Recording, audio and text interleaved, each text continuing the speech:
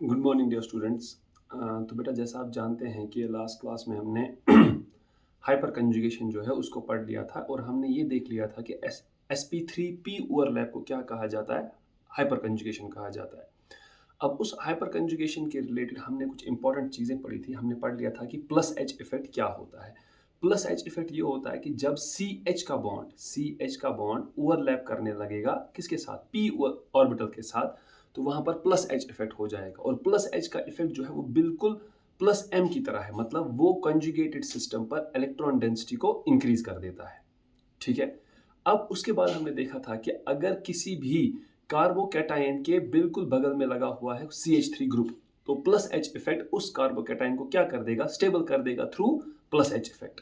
लेकिन अगर कोई कार्बन आयन है बेटा उसके पास, तो जाहिर सी बात है वो कार्बन आयन को अनस्टेबल ही कर देगा, बल्कि स्टेबल तो बिल्कुल भी नहीं करेगा। ठीक, जैसे मैं आपको एक एग्जांपल दूंगा, then we will proceed further. अगर बेटा मैं आपसे कहूंगा कि यू हैव HCH और यहां पर आपके पास बगल में लगा हुआ है एक कार्बोकैटायन।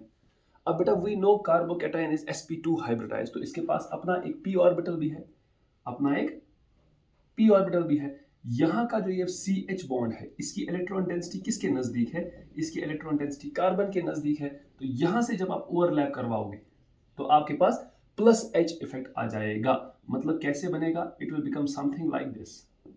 हम इसको दिखाएंगे H पॉजिटिव, यहां पर लाएंगे डबल बॉन्ड CH2, और देखो बेटा इस इफेक्ट ने, CH बॉन्ड के प्लस H इफेक्ट ने कार्बोकैटायन को क्या कर दिया, स्टेबल। और हम ऐसे कितने बना सकते हैं, 3 बना सकते हैं। एक और भी बनाया जा सकता है लाइक दिस। ठीक है। और बेटा एक और भी बनाया जा सकता है लाइक दिस। ऊपर से हम H पॉजिटिव, H, यहां से C, यहां से H, यहां से डबल बॉन्डेड टू CH2। तो क्या प्लस H इफेक्ट कार्बोकैटायन पर असर डालता है? बिल्कुल असर डालता है, ये इसको स्टेबल कर देता है। इसीलिए बेटा हम लिखते हैं plus H effect, plus H effect stabilises, plus H effect stabilises carbocation. Plus H effect क्या करता है, ये स्टेबलाइज कर देता है कार्बोकैटायन को। क्या ये कार्बन आयन को भी स्टेबलाइज कर देता है? देख लेते हैं बेटा। हमारे पास ये रहा H, ये रहा C, ये रहा H, ये रहा H। इसके बिल्कुल बगल में हमारे पास क्या है, एक कार्बन आयन है। Now this carbon ion is बेटा sp3 hybridised, this carbon ion is sp3 hybridised. और बेटा यहां पर ये CH भी क्या है, sp3 हाइब्रिडाइज्ड। तो यहां पर आप ओवरलैप किसका सोच रहे हो, आप ओवरलैप सोच रहे हो sp3 लेकिन sp3 ओवरलैप को बेटा नहीं कहते हैं हाइपर कंजुगेशन। हाइपर कंजुगेशन हम किसको कहते हैं, हाइपर कंजुगेशन हम कहते हैं sp3p ओवरलैप को। जब ये कार्बन आयन sp2 हाइब्रिडाइज नहीं बल्कि sp3 हाइब्रिडाइज्ड है, यहां से भी ये sp3 हाइब्रिडाइज्ड है, तो इस ओवरलैप को हम हाइपर कंजुगेशन नहीं कहेंगे। देयरफॉर बेटा हम क्या कहेंगे, therefore plus H effect, plus H effect does not have any effect on carbon ion. Carbon ion पर बेटा उसका कोई भी असर नहीं होता है। किस पर किसी का कोई असर नहीं होता, प्लस एच इफेक्ट का कार्बन आयन पर कोई असर नहीं होता। मतलब अगर CH3 के बिल्कुल एडजेसेंट में नेक्स्ट जो उसका है वो एक कार्बन आयन है, डायरेक्टली जुड़ा है उसके साथ एक कार्बन आयन, या ऐसे बोल सकते हो अगर किसी कार्बन आयन के साथ CH3 ग्रुप डायरेक्टली जुड़ा हुआ है, there will not be any plus H effect. क्यों? बिकॉज ये कार्बन आयन खुद sp3 हाइब्रिडाइज्ड है, और sp3p ओवरलैप को कहा जाता है हाइपर कंजुगेशन, न कि sp3 ओवरलैप को। ठीक है। अब इसके बाद बेटा एक और चीज आती है, that is a free radical. अब बेटा मैंने आपसे कहा था, अगर आप देखोगे कि फ्री रेडिकल, सर मान लीजिए किसी फ्री रेडिकल के किसी फ्री रेडिकल के बगल में बन जाएगा क्या, CH3 ग्रुप। अब बेटा ये फ्री रेडिकल तो क्या है, sp2 हाइब्रिडाइज्ड, कोई प्रॉब्लम नहीं, मतलब इसके पास p ऑर्बिटल है। तो आपको बेटा क्या करना होगा, इस बॉन्ड का होमोलिटिक फिशन करवाना होगा। मतलब बेटा क्या सर हम ऐसे बनाएं, HCH, सर ऐसे करें, यहां पर ऐसे कर दें। बेटा आप कर तो दोगे, तो ये भी sp3p का ओवरलैप तो है, लेकिन आपने जनरेट क्या कर दिया, हाइड्रोजन फ्री रेडिकल। और हम जानते हैं बेटा hydrogen free radical is highly unstable. तो जब ये नहीं बनेगा, मतलब इस CH बॉन्ड का होमोलिटिक फिशन नहीं होगा। जब इसका होमोलिटिक फिशन नहीं होगा तो इसका मतलब प्लस H का इफेक्ट कुछ नहीं होता है फ्री रेडिकल पर। ठीक है। तो हमने क्या सीखा, प्लस एच किसको स्टेबलाइज कर सकता है, कार्बोकैटायन को स्टेबलाइज कर सकता है। ठीक है। ये कार्बन आयन को स्टेबलाइज नहीं कर सकता। और मेरी बात अच्छे से समझ लीजिएगा बेटा, अगर किसी भी कार्बन आयन के बगल में आपको CH3 ग्रुप लगा तो बेटा यहाँ पर कोई प्लस H इफेक्ट नहीं चला देना, बिकॉज ये sp3 ओवरलैप को हाइपर कंजुगेशन नहीं कहते हैं। अब फ्री रेडिकल के केस में क्या है सर, अगर किसी फ्री रेडिकल के एडजेसेंट में हमें CH3 मिल गया तो उसका भी बेटा हम प्लस H नहीं मानेंगे। क्यों? Because H free radical is highly unstable. तो जब H फ्री रेडिकल बनेगा नहीं, मतलब इस बॉन्ड की होमोलिटिक फिशन नहीं होगी, तो प्लस H इफेक्ट भी ऑब्जर्व नहीं होगा। तो इन 3 फैक्ट्स को बेटा आपको दिमाग में रखना है। किसके बारे में? प्लस H इफेक्ट के बारे में। तो अभी हमने सोचा कि प्लस, या अभी हमने सीखा कि प्लस H का कोई भी इफेक्ट नहीं होता कार्बन आयन पर। क्या ऐसा हमेशा के लिए ट्रू है? तो बेटा उसको भी हम सीख चुके हैं, हमेशा ऐसा नहीं होता। क्यों? मैं आपको दिखाता हूं।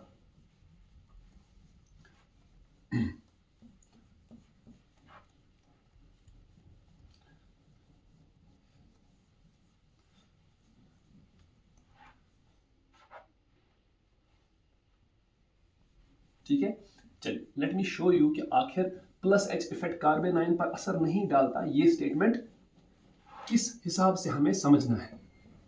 ठीक है, वो भी हमें बेटा देखना होगा इसमें कि आखिर plus H effect carbon ion पर असर नहीं डालता है, ये तो ठीक है, लेकिन किस हिसाब से। देखिए बेटा, अगर आपके पास कहीं कोई ऐसा कार्बन आयन आ गया, ठीक है, यहां पर बेटा हमारे पास कार्बन आयन आ गया। ठीक, अब इस कार्बन आयन के डायरेक्ट में नहीं, बल्कि इसके पैरा पोजीशन पे या इसके ऑर्थो पोजीशन पे एक CH3 ग्रुप लगा हुआ है।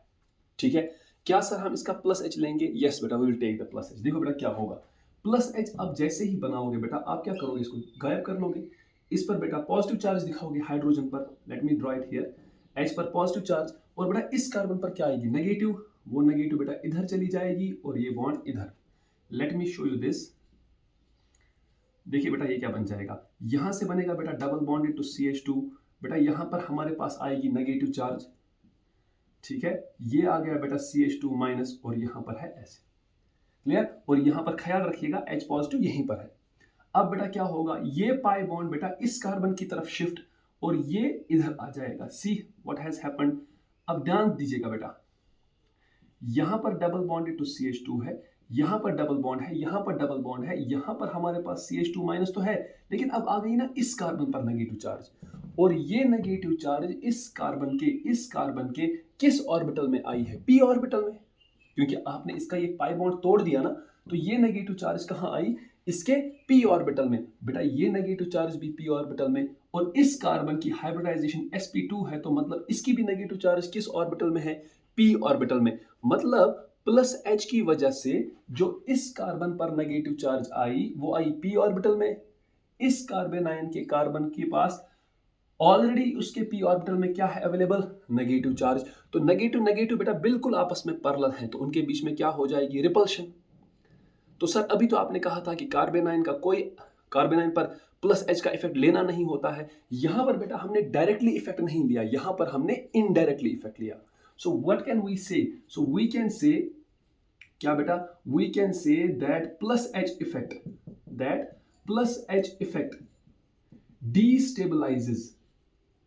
destabilizes क्या? the negative charge through conjugated system। ये बेटा आपके लिए बहुत इंपॉर्टेंट है कि प्लस H इफेक्ट का कार्बन आयन पर कोई असर नहीं होता, बिल्कुल सही है, लेकिन उस कार्बन आयन पर जो CH3 ग्रुप के साथ डायरेक्टली जुड़ा हो। लेकिन अगर कोई कार्बन CH3 ग्रुप के साथ कंजुगेटेड सिस्टम के थ्रू जुड़ा है, चेक करो बेटा, ये नेगेटिव चार्ज इस CH3 के साथ कंजुगेटेड सिस्टम के थ्रू जुड़ी है। ये क्या है? This is p orbital, sigma pi, और बेटा यहां से आप आराम से प्लस H इफेक्ट को लेकर यहां तक पहुंच सकते हो। डायरेक्टली इस नेगेटिव चार्ज पर कोई असर नहीं आया प्लस H इफेक्ट का, लेकिन इनडायरेक्टली आ गया कि उसने इस कार्बन पर क्या लाई? नेगेटिव चार्ज लाई, तो नेगेटिव बेटा रिपल करेंगे। अब बेटा यही CH3 आप कहां पर लाओ? बेटा यही CH3 आप लाओ ऑर्थो पोजीशन पर, एग्जैक्टली बेटा यही रिपीट हो जाएगा। यहां पर फिर से नेगेटिव चार्ज नेगेटिव रिपेल करेगा। लेकिन अगर बेटा मैं इसको ऐसे बनाऊं, if I do it like this, see this, यहां पर बेटा फिर से मेरे पास CH2 माइनस है। ठीक है, अब बेटा मैं क्या काम कर रहा हूं? What am I doing? मैं ऐसे काम कर रहा हूं। लेट अस सपोज मैंने ये CH और बेटा मैंने यहां से एक H पॉजिटिव लिया। अब ये जो यहाँ पर नेगेटिव चार्ज आई थी वो यहाँ से ओवरलैप करेगी ना, मतलब बेटा आपको ये बॉन्ड इधर तोड़ना होगा, यहाँ पर आपको एक डबल बॉन्ड बनाना होगा। मैंने मेटा पर रखा है, मैंने CH3 को किस पोजीशन पर रखा है, मेटा पोजीशन पर रखा है with respect to negative charge. अब देखो बेटा यहाँ पर आ गई negative charge, now you will take this bond here और बेटा यहाँ से आप बॉन्ड बनाएंगे। क्या बनेगा बेटा, जरा इसको अच्छे से देखिए। देखो बेटा यहाँ पर आई नेगेटिव, यहाँ पर आया CH2 माइनस, यहाँ पर है हमारे पास डबल बॉन्डेड टू CH2, यहाँ से अभी H पॉजिटिव वहीं पर है और ये बॉन्ड बेटा यहीं पर है। क्लियर। अब देखना बेटा ये पाइप नेगेटिव चार्ज यहाँ आएगी और बेटा ये यहाँ चला जाएगा। सी दिस बेटा हुआ क्या, सी दिस हुआ क्या, हुआ बेटा ये कि ये नेगेटिव चार्ज अब उठकर यहाँ पर आई, यहाँ पर डबल बॉन्ड बन गया, यहाँ पर डबल बॉन्ड, यहाँ पर CH2, यहाँ पर बेटा H पॉजिटिव और यहाँ पर बेटा CH2 माइनस। क्या आपने कुछ देखा बेटा, जो चीज ऑर्थो और पैरा पर अगर CH3 था, ये कर रहा था कि नेगेटिव चार्ज उसी कार्बन पर ला रहा था जिसके साथ कौन अटैच है, CH2 minus. But once you have connected this CH3 group at meta position, you will find कि जिस कार्बन के साथ CH2 माइनस डायरेक्टली जुड़ा हुआ है रिंग के, उस पर नेगेटिव चार्ज आई ही नहीं। तो मतलब बेटा plus H effect does not work at meta position. ठीक है, तो यहां पर हम कहेंगे बेटा plus H effect does not destabilize the negative charge through conjugated system। अब बेटा ये थ्रू CH जो मैंने लिखा ना, through conjugated system if present at meta position, if present at meta position. अगर ये कहां पर बेटा अवेलेबल है, मेटा पोजिशन पर है, तब कोई भी असर नहीं पड़ता है किस पर, नेगेटिव चार्ज पर। किसका, प्लस H इफेक्ट का। So that proves बेटा कि plus H effect just like the mesomeric effect also works only at ortho and para position। फिर से बेटा हम जानते हैं plus H effect is distance independent। ठीक है, और तीसरी इंपॉर्टेंट चीज बेटा plus H effect does not destabilize the negative charge of a conjugated system if it is present at the meta position। ठीक है, बेंजीन का सिस्टम अगर आपके पास हो, बेंजीन का कॉन्जुगेटेड सिस्टम अगर आपके पास हो, बेंजीन रिंग की तरह अगर आपके पास कोई कॉन्जुगेटेड सिस्टम है, तो उसके मेटा पोजीशन से प्लस H इफेक्ट कार्बेनाइन को क्या नहीं करता, कार्बेनाइन को डिस्टेबलाइज नहीं करता। वैसे ही बेटा अब अगर आपके पास यहां पर बेंजाइलिक कार्बोकैटायन होता, मतलब आपके पास अगर यहां पर बेंजाइलिक कार्बोकैटायन होता, मतलब पॉजिटिव चार्ज होती। अब बेटा प्लस जब आप चलाओगे इसी कार्बन पर आती ना नेगेटिव चार्ज, ऊपर क्या था बेटा, अब ऊपर था बेटा पॉजिटिव चार्ज, नेगेटिव पॉजिटिव मिलकर बेटा स्टेबलाइज हो जाते, फोर्स ऑफ अट्रैक्शन हो जाता। तो मतलब ये तो हम पहले ही पढ़ चुके हैं कि प्लस H इफेक्ट स्टेबलाइज करता है उस कार्बोकैटायन को जो CH3 ग्रुप के साथ डायरेक्टली जुड़ा हो। इनफैक्ट बेटा वो CH2 पॉजिटिव को न्यूट्रलाइज कर भी देता है अगर वो उसके थ्रू कंजुगेटेड सिस्टम के थ्रू भी आ जाए। तो जैसे बेटा यहां पर कंजुगेटेड सिस्टम के थ्रू आ गया, तो ये CH3 इधर पर क्या जनरेट कर देगा, अब नेगेटिव चार्ज, ऊपर कौन सी चार्ज है, पॉजिटिव, अब नेगेटिव पॉजिटिव मिलकर अट्रैक्शन के थ्रू स्टेबलाइज हो जाएंगे। फिर से लेकिन बेटा अगर वही CH3 मेटा पोजीशन पर है तो इस कार्बन पर कभी भी नेगेटिव चार्ज नहीं आएगी। तो इसका मतलब बेटा ये हुआ plus H effect does not stabilise a positive charge if it is present at meta position. Clear, this should be clear in your mind, बिल्कुल साफ होना चाहिए आपके जहन में। ठीक, तो बेटा ये तो रही किसकी बात, प्लस H इफेक्ट की बात। लेकिन प्लस H के साथ साथ बेटा हमारे पास एक और इफेक्ट है which we call as minus H effect. ठीक है, माइनस H इफेक्ट भी बेटा हमारे पास है, और मैंने आपको बोला था कि माइनस H इफेक्ट का मतलब होता है CX बॉन्ड। ठीक है, माइनस H इफेक्ट का मतलब होता है CX बॉन्ड में वो आ जाता है। कौन सा इफेक्ट, माइनस H इफेक्ट। कैसे आता है, let me just show you. CH bond में कौन होता है, मोर पोलर है, that is more electronegative carbon. तो इलेक्ट्रॉन डेंसिटी किसकी तरफ शिफ्ट हो जाती है, कार्बन की तरफ। अब कार्बन चूंकि रिंग के साथ या कार्बन चूंकि चेन के साथ जुड़ा हुआ है, तो इसीलिए वो कंजुगेटेड सिस्टम की इलेक्ट्रॉन डेंसिटी को इंक्रीज कर देता है। लेकिन CX बॉन्ड में कौन है मोर इलेक्ट्रोनेगेटिव, ऑब्वियस सी बात है बेटा, हैलोजन। तो अब इसका मतलब क्या हुआ, देखिए बेटा अगर आप माइनस H इफेक्ट की बात करेंगे, shown by CX bond, it is shown by CX bond. देखो बेटा कैसे, हमारे पास आप मान लीजिए ऐसे है X C X X CH3 group है बेटा, यहां पर बेटा मेरे पास CH और बेटा यहां से मेरे पास double bonded to CH2। Clear. अब देखना बेटा यहां से होगा क्या, इस CX बॉन्ड की, तो पाई बॉन्ड के ऑल्टरनेट में एक CH3 ग्रुप लगा हुआ है, पाई बॉन्ड के एक ऑल्टरनेट में CH3 ग्रुप लगा हुआ है, CX3 I am sorry, CX3 group लगा हुआ है बेटा। इसकी इलेक्ट्रॉन डेंसिटी किसके नजदीक, अब वो कार्बन के नजदीक नहीं है बेटा, अब वो नजदीक है किसके, हेलोजन के। तो कार्बन पर क्या आ गया बेटा, इलेक्ट्रॉन डेफिशिएंसी, ये पाई बॉन्ड बेटा इधर शिफ्ट हो जाएगा एंड अल्टीमेटली बेटा you will find something like this. X पर कौन सी चार्ज, नेगेटिव, यहां बन जाएगा double bond CH, single bond CH2 positive. ऐसे बेटा आप कितने बना सकते हो, 3, यहां से भी एक और, यहां से भी एक और। Such an effect is known as -H effect, is known as -H effect. ठीक, ये बात बेटा आपको समझनी है। ठीक है, अब ध्यान दीजिएगा बेटा, if we have a CX3 bond, if we have a CX3 bond adjacent to a carbocation, मतलब बेटा अगर आप कार्बोकैटायन के साथ ये डायरेक्टली जुड़ा हुआ है तो क्या कोई असर होता है, देख लेते हैं बेटा। यहां पर चेक कीजिए, यहां पर चेक कीजिए, CH2 पॉजिटिव, ये CH2 पॉजिटिव के पास बेटा क्या है, sp2 हाइब्रिडाइजेशन का है, तो मतलब बेटा इसके पास p ऑर्बिटल तो है। अब आप ये बॉन्ड कहां की तरफ फेंकोगे, हेलोजन की तरफ, क्योंकि हेलोजन की तरफ इलेक्ट्रॉन डेंसिटी ज्यादा होगी, halogen is more electronegative as compare to carbon. तो बेटा इस कार्बन पर कौन सी चार्ज है, पॉजिटिव, पॉजिटिव पॉजिटिव मिलकर कभी भी बॉन्ड नहीं बनाएंगे। ठीक है, तो देयरफॉर बेटा यहां पर हम क्या कहेंगे, hence no -H effect, no -H effect on carbocation, on carbocation if directly attached, if directly attached with किसके साथ, if directly attached with CX3 group।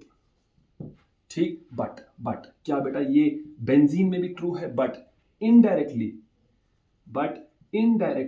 it can destabilize the positive charge, it can destabilize the positive charge as shown, जैसे बेटा हम यहां पर prove करेंगे।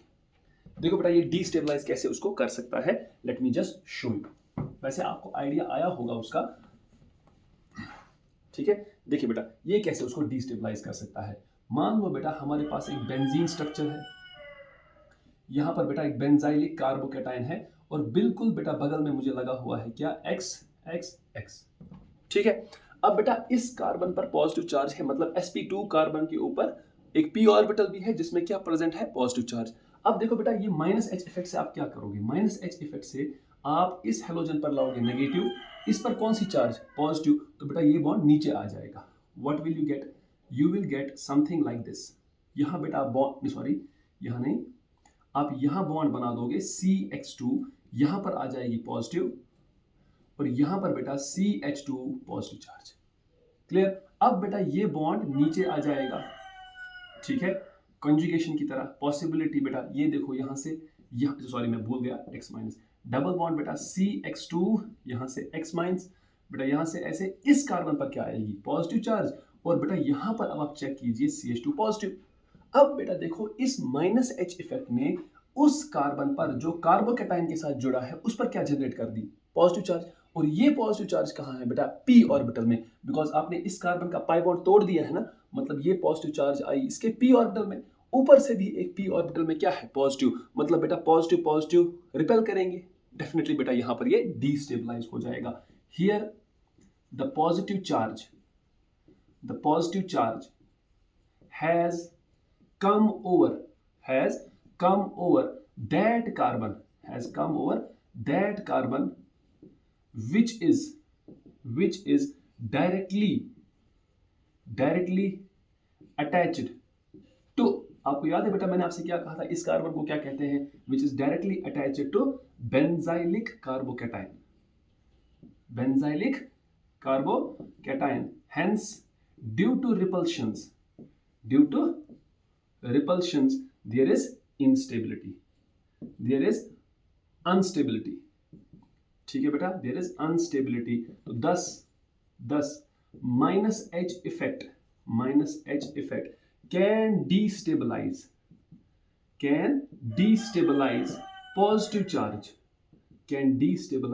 positive charge indirectly, can destabilise positive charge indirectly.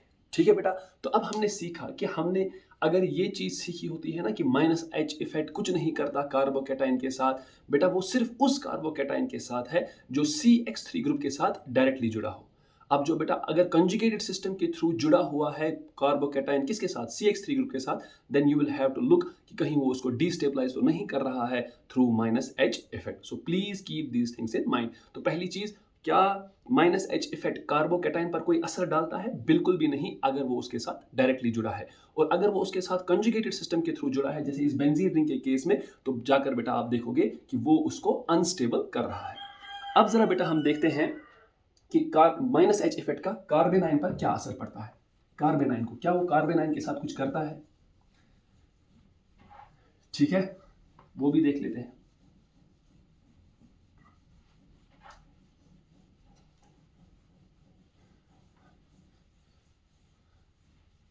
ठीक है, देखो बेटा, क्या वो कार्बेनाइन के साथ कुछ करता है? बेटा लेट अस सी।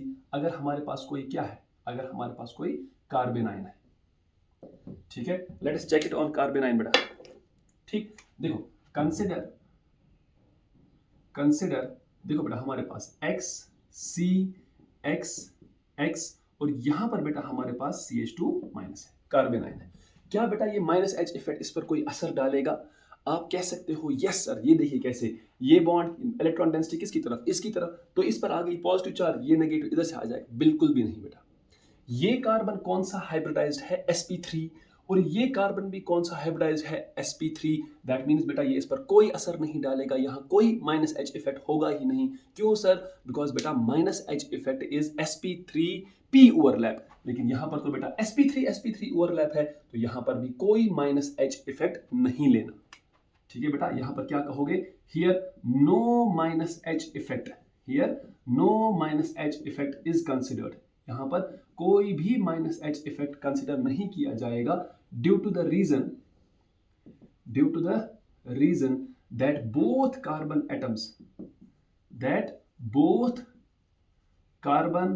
एटम्स, सर कौन कौन से बोथ कार्बन एटम्स? ये वाला और ये वाला are sp3 hybridized, hence no hyperconjugation, hyperconjugation मतलब बेटा यहाँ पर कोई माइनस एच इफेक्ट नहीं है, as sp3p overlap is known as hyperconjugation। HC means बेटा hyperconjugation। ठीक है, here sp3 overlap can't be taken as hyperconjugation। ठीक है, इसको बेटा आप hyperconjugation नहीं ले सकते हो। लेकिन सर क्या फिर से बेटा वही बात आ गई, क्या ये हमेशा ट्रू है कि hyperconjugation? ऐसा नहीं, बिल्कुल भी नहीं बेटा। अब आप चेक करो, मुझे लगता है कि अब आपको ये समझ में आया होगा। चेक कीजिए बेटा, ये ऐसे ये ऐसे ये ऐसे, यहाँ पर बेंजाइलिक कार्बेनाइन है और बेटा यहाँ पर CX X और X है बेटा। ठीक है, अब क्या करेंगे सर? बेटा हम वही करेंगे, इसको गायब कर देंगे। प्लीज हैव अ लुक कि मैं इसको कैसे करूंगा। Like this. यहां पर बेटा आप चेक करो, CX2 आपने यहां पर X माइनस किया होगा, यहां पर पॉजिटिव चार्ज, और बेटा यहां पर CH2 यहां पर माइनस। अब बेटा ऊपर से पाई बॉन्ड को नीचे ले आओ। जैसे आपने ऊपर से पाई बॉन्ड को नीचे लाया बेटा, देख लेना क्या होगा, डबल बॉन्ड इनटू CX2। बेटा यहाँ पर X माइनस, यहाँ पर डबल बॉन्ड, यहाँ पर डबल बॉन्ड, इस पर पॉजिटिव चार्ज, ऊपर CH2 माइनस। तो क्या बेटा इस माइनस एच इफेक्ट ने इधर पर कोई असर डाला? यस। क्यों? अब इसने उस कार्बन पर जो बेंजाइलिक कार्बेनाइन से डायरेक्टली जुड़ा हुआ है, उसके p ऑर्बिटल में क्या जनरेट कर दी? Positive charge. और बेटा यहां पर ये पॉजिटिव चार्ज p ऑर्बिटल में है, इसके पास भी एक p ऑर्बिटल है, उसमें नेगेटिव चार्ज है, एक p में पॉजिटिव एक में नेगेटिव। बेटा जाहिर सी बात है फोर्स ऑफ अट्रैक्शन होगा, तो यहां पर ये कार्बेनाइन स्टेबल हो जाएगा। ठीक है, तो क्या कहेंगे बेटा? Since minus H effect has produced positive charge in p orbital of the carbon atom, that is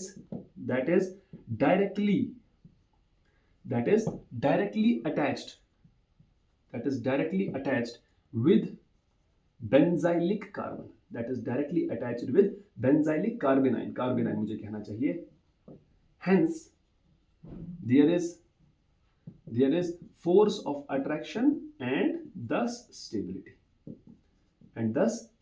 तो बेटा हम क्या कह सकते हैं, हम कह सकते हैं कि एक माइनस एच इफेक्ट वाला ग्रुप कार्बेनाइन को स्टेबल कर सकता है अगर वो क्या इस किस्म की सिचुएशन के थ्रू बेंजाइलिक कार्बेनाइन को क्या कर सकता है, स्टेबलाइज कर सकता है, बेंजाइलिक कार्बेनाइन को स्टेबलाइज कर सकता है। हो सकता है किसी कंजुगेटेड वाले कार्बेनाइन को वो स्टेबल कर रहा हो, तो डायरेक्टली बेटा अगर डायरेक्टली कोई कार्बेनाइन CH3 ग्रुप के साथ जुड़ा है वहां पर तो कोई माइनस एच इफेक्ट है ही नहीं, ठीक है। लेकिन अगर कॉन्जुगेटेड सिस्टम के थ्रू कार्बेनाइन जुड़ा है किसके साथ, CH3 ग्रुप के साथ, प्लीज डू नॉट से the answer directly, look for the way, look for a possibility कि कोई ऐसी पॉसिबिलिटी तो नहीं बन रही है कि ये उस पर उसके एडजेसेंट वाले कार्बन के p ऑर्बिटल में कहीं पॉजिटिव चार्ज तो नहीं क्रिएट कर दे रहा है जिसकी वजह से बेटा फिर वहां पर स्टेबिलिटी आ सकती है। तो इस बात का आपको ध्यान रखना है and you have to be very careful while giving your answers, ठीक है। रटना नहीं है बेटा इसको कि हमेशा कार्बेनाइन पर माइनस एच का कोई इफेक्ट नहीं आता, no, you will have to look at it from different perspectives as well, ठीक है, उसका ध्यान रखिएगा। और बेटा यहीं पर मैं छोटी सी बात बता दूं, अगर कोई फ्री रेडिकल है तो बेटा जाहिर सी बात है फ्री रेडिकल पर again no minus H effect, again no minus H effect on free radical, again no minus H effect on free radical due to बेटा क्या हुआ, क्योंकि बेटा CX बॉन्ड का फ्री रेडिकल बनाना, CX बॉन्ड का free radical बनाना ये तो बेटा बिल्कुल बेवकूफी है, ठीक है। हम ऐसा कभी नहीं कर सकते हैं कि क्या इस CX बॉन्ड को क्या कर रहे हैं, होमोलिटिकली तोड़े, ये होमोलिटिकली बेटा टूटता नहीं है, तो फ्री रेडिकल पर भी कोई भी माइनस इफेक्ट नहीं आता है, ठीक है, ड्यू टू नो, आप कह सकते हो due to no chance of formation of C free radical and X free radical. C free radical और X फ्री रेडिकल बेटा बनने के चांस बहुत कम होते हैं, तो इसीलिए हम कहते हैं कि कोई भी माइनस एच इफेक्ट नहीं होता है इवन किस केस में, फ्री रेडिकल के केस में। होमोलिटिक फिशन करवाना बेटा CX बॉन्ड की ये थोड़ा सा मुश्किल हो जाता है, ठीक है। So keep this thing in mind, ठीक, चलिए ये सब दिख रहा है। अब देखते हैं बेटा हमारे पास नेक्स्ट टॉपिक क्या है। तो कोई भी minus H effect free radical पर नहीं होता, कार्बेनाइन पर भी नहीं होता, लेकिन सिर्फ उस कार्बेनाइन पर जो उसके साथ डायरेक्टली अटैच है। लेकिन अगर इनडायरेक्टली अटैच कोई कार्बेनाइन है देन डेफिनेटली बेटा क्या होगा, आपको पॉसिबिलिटी देखनी होगी कि कहीं वो उसके एडजेसेंट वाले कार्बन के p ऑर्बिटल में तो पॉजिटिव चार्ज नहीं ला रहा है, अगर ला रहा है बेटा तब माइनस एच इफेक्ट काम करेगा, किस पर भी, कार्बेनाइन पर भी। Clear, is this clear? I hope बेटा आपको अच्छे से समझ में आ रहा होगा, ठीक है। अब चलिए बेटा ये तो हो गया बेटा हमारे पास किसका, प्लस एच और माइनस एच का मैंने आपको एक अब ओवरव्यू दे दिया। आई होप अब आपके पास अगर कोई भी डाउट होता इसके रिलेटेड वो क्लियर हो गया होगा। ठीक सेम वे बेटा मैं फिर से रिपीट कर रहा हूँ, plus H and minus H work only at ortho and para position, they don't work at the meta position, ठीक है। अब बेटा हमारे पास एक और टॉपिक है, that is what we call as heat of hydrogenation, heat of hydrogenation. ये बेटा हम थर्मोकेमिस्ट्री में भी पढ़ते हैं, वहां पढ़ भी चुके हैं और यहां पर ये फिर से एक बार हमारे पास आ जाएगा, ठीक है। It is the heat exchange that occurs due to conversion of 1 mole of an unsaturated hydrocarbon into saturated hydrocarbon due to addition of hydrogen,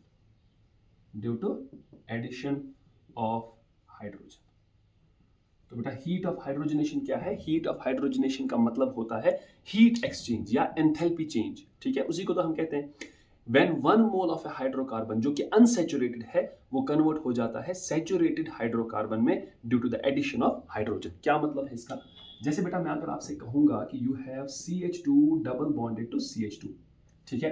आप इसको एक हाइड्रोजन का मोल दे दीजिए बेटा, what will this get converted into, that gets converted into CH3 single bonded to CH3। इस reaction का जो बेटा डेल्टा H होगा that will be heat of hydrogenation, किसका, CH2 double bonded to CH2 का, ठीक है। एंड रिमेंबर बेटा HOH is always exothermic, HOH is always exothermic, ठीक है। ये हमेशा बेटा हीट बाहर ही आ जाती है। उसका भी रीजन है बेटा, बिकॉज हाइड्रोजनेशन में आप कर क्या रहे हो बेटा, आप ये पाई बॉन्ड तोड़ रहे हो और दो सिग्मा बॉन्ड्स बना रहे हो। जाहिर सी बात है बेटा, pi bond is a weak bond, तो बॉन्ड को तोड़ने के लिए जो आपको एनर्जी लगेगी that will be very less, but the bonds that you are formed are actually the sigma bond. Sigma bond is a very strong bond and due to bond formation energy is always released. एक pi bond तोड़ा है और दो sigma bonds बनाए हैं, definitely बेटा net में energy evolve ही हुई होगी, इसीलिए मैंने लिखा HOH इज ऑलवेज एक्सोथर्मिक, ठीक है। अब यहां पर इसका रूल क्या है बेटा, ये भी बहुत ही आसान है। देखो, एक हाइड्रोकार्बन में जितने ज्यादा पाई बॉन्ड्स होंगे उतनी ज्यादा उसकी हीट ऑफ हाइड्रोजनेशन होगी, ठीक है। देखो बेटा, यहां पर पहले रूल आपको जो सीखना है, more the number of pi bonds, more the number of pi bonds, ठीक है, मोर is the heat of hydrogenation, more is the heat of hydrogenation, ठीक है। अब if the product is same, ठीक है बेटा, if the product after hydrogenation is same, if the product after hydrogenation is same, अगर hydrogenation के बाद आपको सेम प्रोडक्ट्स मिल रहे हैं तो बेटा जितने ज्यादा फिर पाई बॉन्ड्स होंगे उतनी ज्यादा आपके पास क्या होंगे, उतनी ज्यादा आपके पास हीट ऑफ हाइड्रोजनेशन होगी, ठीक है बेटा। अब ध्यान दीजिएगा बेटा, हाउएवर यहां पर एक सर्टेन डिस्क्लेमर भी है बेटा, this rule is not valid, however this rule is not valid for benzene and it's derivatives, for benzene and it's derivatives, और जिसका बेटा हमने पिछली वाली ही क्लास में देख लिया था। आपको याद है बेटा, जब हमारे पास साइक्लोहेक्सीन था तो जब हमने उसकी हीट ऑफ हाइड्रोजनेशन करवाई तो बेटा वो तो 29 के आसपास आ गई थी, ठीक है। फिर जब हमने साइक्लोहेक्साडाइईन की करवाई थी तो बेटा वो तो 58 आ रही थी अगर वो आइसोलेटेड है, अगर वो कॉन्जुगेटेड था बेटा तब वो 56 आ रही थी, तो मतलब बेटा डेफिनेटली इंक्रीज तो हुआ। लेकिन अगर आपने बेंजीन की करवा दी थी, बेंजीन की बेटा 3 पाई बॉन्ड्स हैं, बेंजीन के कितने, 3 पाई बॉन्ड्स हैं, लेकिन उसकी हीट ऑफ हाइड्रोजनेशन थोड़ी कम आ रही थी, होनी चाहिए थी सबसे ज्यादा लेकिन आ रही है कम। मैं उसके एग्जांपल आपको इसमें भी दूंगा, बट यहां पर आपको इस चीज का ध्यान रखना है, however this rule is not valid for benzene and it is derivative. ऐसा क्यों, क्योंकि बेंजीन में क्या प्रोड्यूस हो जाती है, एरोमेटिसिटी, एरोमेटिसिटी की वजह से उसकी रेजोनेंस एनर्जी बहुत बढ़ जाती है, और अगर रेजोनेंस एनर्जी बेटा बहुत बढ़ गई, 36 के आसपास आ रही, 36 किलो कैलोरीज के आसपास वो आ रही थी, तो डेफिनेटली बेटा हमने क्या देखा, बेंजीन की जो हीट ऑफ हाइड्रोजनेशन है थोड़ी सी कम हो जाती है, ठीक है। ये क्लियर रखना है बेटा आपको। सबसे पहले साइक्लोहेक्साडाइन की आ रही थी, फिर हमारे पास बेंजीन था, और फिर हमारे पास साइक्लोहेक्सीन था, वो हम एग्जांपल करेंगे भी, लेकिन यहां पर इस चीज का ध्यान रखेंगे, ठीक। और बेटा इसी के साथ बेटा क्या मतलब, if number of pi bonds is same, if number of pi bonds are same, अगर number of pi bonds are same, then more the stability of the pi bond, more the stability, less is the heat of hydrogenation and vice versa, ठीक है।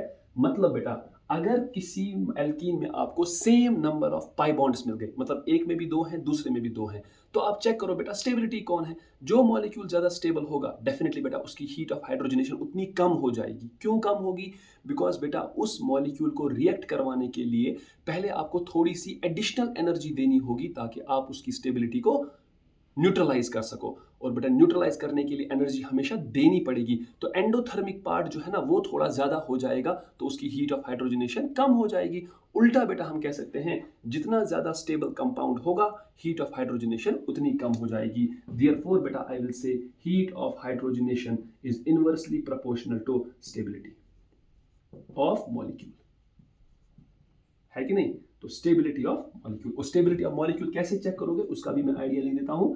Stability directly proportional, एक rule तो बेटा ये भी है, number of alpha hydrogens, जितने ज्यादा बेटा अल्फा हाइड्रोजन्स होंगे उतनी ज्यादा स्टेबिलिटी भी आ जाएगी। क्यों, बिकॉज जितने ज्यादा नंबर ऑफ अल्फा हाइड्रोजन्स बेटा उतनी ज्यादा हाइपर कंजुगेशन, जितनी ज्यादा हाइपर कंजुगेशन उतनी ज्यादा स्टेबिलिटी, ठीक है, तो इसको बेटा ध्यान में रखिएगा। सो ये हमारे पास हीट ऑफ हाइड्रोजनेशन के हैं। ठीक, अब बेटा हमारे पास एक और टॉपिक है that is heat of combustion. पहले हम उसको खत्म कर लेंगे, उसके बाद बेटा हम एक साथ सबके क्वेश्चंस करेंगे। ठीक है, चलिए ये हो गया बेटा हमारे पास heat of hydrogenation. Next is बेटा हीट ऑफ कंबस्शन। अब हीट ऑफ कंबस्शन क्या है बेटा, ये भी बिल्कुल हमने पढ़ा है बेटा। Heat of combustion means when 1 mole of a compound is burned completely in presence of oxygen. उस वक्त जो आपके पास हीट एक्सचेंज होगा that will be known as heat of combustion. That will be known as heat of combustion. ठीक है, that will be known as heat of combustion. ठीक है बेटा, हमारे पास क्या है next topic, that is heat of combustion. Heat of combustion क्या है ये heat of combustion? What is this heat of combustion? बेटा हीट ऑफ कंबस्शन का मतलब होता है एंथैल्पी चेंज या heat evolved when 1 mole of a substance, when 1 mole of a compound Burns in excess of air. ठीक है, अब हम भी बेटा वही लिखते हैं। ठीक है, the energy released when 1 mole of a particular compound gets completely burned in presence of oxygen.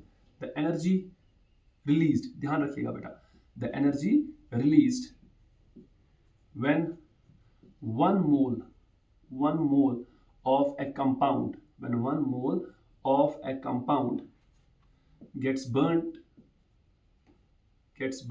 completely in presence of oxygen,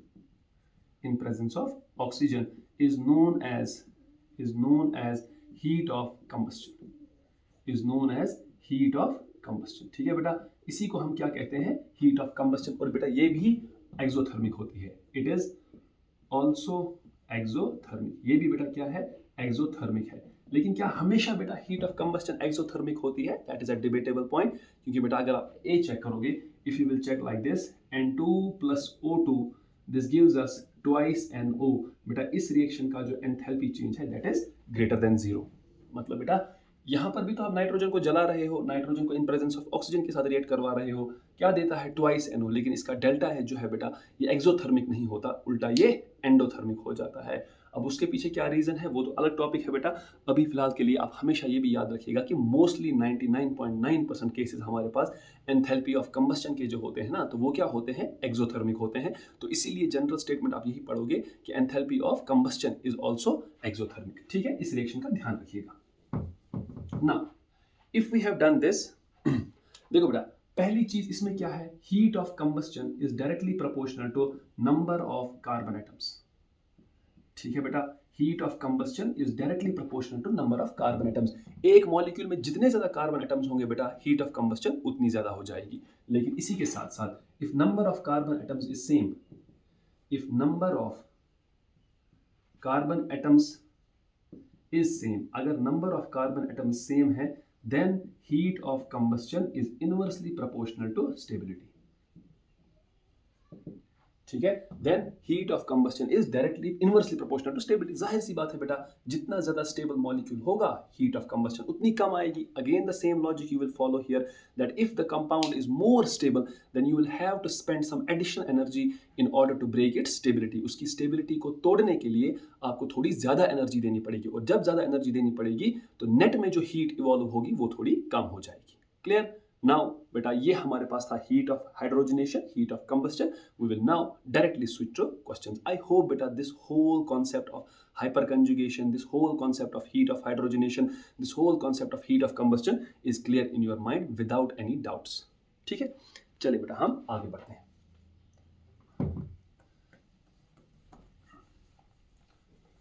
और बेटा इसमें जितने ज्यादा आप क्वेश्चंस प्रैक्टिस करोगे, जितने ज्यादा आप क्वेश्चंस प्रैक्टिस करोगे, the more confidence you will gain, the more confidence you will gain. लेकिन हाँ, अगर आपने सिर्फ यही सोचा कि मुझसे नहीं होगा, मुझसे नहीं होगा, तो फिर बेटा किसी से नहीं होगा। क्योंकि at the end of the day yes, it might take you some time to realise your potential, it might take you some time that you are able to solve most of the questions of this kind, लेकिन बेटा you have to do it. आपके पास कोई option नहीं है इसको छोड़ने का। ठीक, चलिए बेटा हम कुछ सवाल कर लेते हैं। हमारे पास सवाल बेटा कुछ इस तरह से हैं। पहला सवाल थोड़ा एसिडिक स्ट्रेंथ की बेसिस पर है, तो पहले हम वहीं से देख लेते हैं। Give the acidic strength order. Give the acidic strength order. आप यहाँ पर एसिडिक स्ट्रेंथ ऑर्डर हमें बेटा एक देना है। किसका देना है बेटा? सबसे पहले यहाँ पर बेटा OH लगा हुआ है, यहाँ पर बेटा CH3 लगा हुआ है। उसके बाद बेटा हमारे पास यहाँ पर OH है, फिर बेटा हमारे पास यहाँ पर CH3 है। ओके, उसके बाद बेटा हमारे पास फिर से OH है, ठीक है। हमारे पास बेटा यहाँ पर CCl3 है, ठीक है, CCl3 है। और बेटा हमारे पास यहाँ पर अगर चेक करोगे तो ये OH है, यहाँ पर ये CCl3 है। उसके बाद बेटा मेरे पास यहाँ पर OH है और बेटा मेरे पास यहाँ पर OMe है, OMe मतलब बेटा OCH3 मिथॉक्सी ग्रुप लगा हुआ है, ठीक है। फिर बेटा मेरे पास यहाँ पर OH है और बेटा फिर मेरे पास यहाँ पर OMe है, ठीक है। फिर बेटा मेरे पास यहाँ पर OH है और बेटा फिर मेरे पास यहाँ पर NO2 है, ठीक है। उसके बाद बेटा मेरे पास यहाँ पर OH है और बेटा यहाँ पर NO2 है और लास्ट में बेटा मेरे पास यहाँ पर ये रहा OH और इसके नीचे बेटा एक फिनाइल ग्रुप लगा हुआ है, like this. So if I name them one, बेटा this is second, this is third, this is fourth, this is fifth, this is sixth, this is seventh, this is eighth and this is ninth. तो बेटा इन 9 में आपको acidic strength order बताना है कितना है, ठीक है। Just give me a minute. Is it visible? Yes, it is clearly visible. Now बेटा अब इन सब में अगर आपको एसिडिक स्ट्रेंथ ऑर्डर बताना है तो डेफिनेटली बेटा ये OH ग्रुप आपका क्या बन जाएगा? रेफरेंस बन जाएगा, ठीक है, क्योंकि बेटा H पॉजिटिव तो यहीं से बाहर आएगा। अब बेटा ये सोचिए कि जो रेफरेंस पर क्या जनरेट करेगा? Positive charge. डेफिनेटली बेटा पॉजिटिव चार्ज से H पॉजिटिव को निकालना आसान। और कोई अगर ग्रुप या कोई अगर एटम ऐसा है जो रेफरेंस पर नेगेटिव चार्ज क्रिएट कर रहा है, डेफिनेटली बेटा that is going to create a problem for us in order to remove H positive from it. तो बेटा वहां पर मुश्किल हो जाएगी, वहां पर एसिडिक स्ट्रेंथ कम हो जाएगी। तो डेफिनेटली बेटा let's check it out. CH3 बेटा कहां पर लगा हुआ है? पैरा पोजीशन पर। इसका कौन सा इफेक्ट? सर अब हम नहीं लेंगे +I, अब हम लेंगे हाइपर कंजुगेशन और वो भी +H। वो भी क्या लेंगे? +H effect. जरा बेटा यहाँ पर +H लिया जाएगा? नहीं, यहाँ पर लिया जाएगा +I। CCl3 बेटा डेफिनेटली दिस इज -H। अच्छा हाँ, शायद मैं बताना भूल गया कि -H इफेक्ट, रादर बताना भूल नहीं गया, आई शुड से कि मैं शायद आपको रिमाइंड करवाना भूल गया कि जो CX3 बॉन्ड जो ये -H इफेक्ट शो करता है, सिर्फ 2 ही हैं बेटा, या तो CCl3 या CBr3, ठीक है। CF3 बॉन्ड में -H इफेक्ट ऑब्जर्व होता ही नहीं है। क्यों? बिकॉज CF का बॉन्ड बहुत स्ट्रॉन्ग है। CI में भी ये इफेक्ट ऑब्जर्व नहीं होता है। क्यों? बिकॉज वो उतना ज्यादा पोलर नहीं होता, ठीक है। तो ज्यादा से ज्यादा अगर आपसे कोई पूछेगा किस में हाई चांसेस हैं कि -H इफेक्ट आएगा, दैट इज CCl3 बॉन्ड, और किस में बहुत कम चांसेस हैं कि आ तो जाएगा लेकिन उतना ज्यादा भी नहीं, दैट इज CBr3 बॉन्ड, ठीक है। चलिए बेटा यहाँ पर क्या -H लगेगा? नहीं, यहाँ पर -I। OMe बेटा दिस विल बी +M। बेटा OMe यहाँ पर मेटा पर है तो डेफिनेटली बेटा -I, +M वहां पर नहीं काम करेगा। NO2 का बेटा -M, इस NO2 का बेटा -I। और बेटा यहाँ पर अगर रेफरेंस ये है ना, तो this is the group whose effect you have to take. और याद करो बेटा फिनाइल रिंग का +M इफेक्ट होता है, ठीक है। ये क्लियर हो गया।